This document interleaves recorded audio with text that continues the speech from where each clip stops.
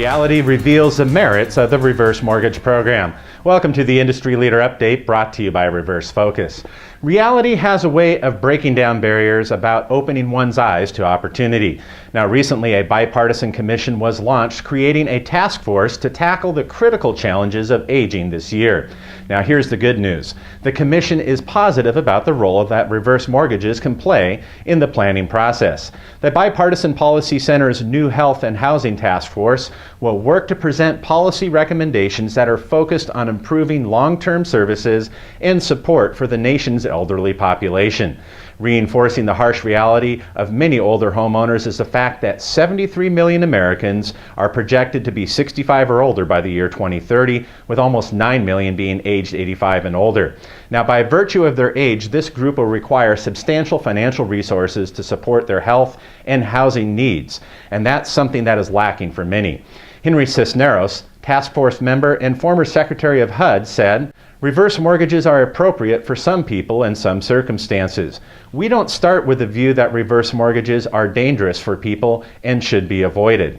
Now, that's a good starting point indeed, as the largest asset in most older homeowners' portfolio is the home which they live in. Now, the next question is, should they or can they remain in that home? Now, many reports focus on the loan's ability to help homeowners age in place, but in some circumstances their homes are ill-equipped in permitting them to do so. Now, beyond aging in place is the question of the appropriate application of the HECM in an individual situation, suitability. Cisneros wisely points out that certain portion of HECM borrowers have been negatively impacted by bad judgments and unscrupulous players in the market, but the program still plays a valid role in helping seniors age in place when used in the right context.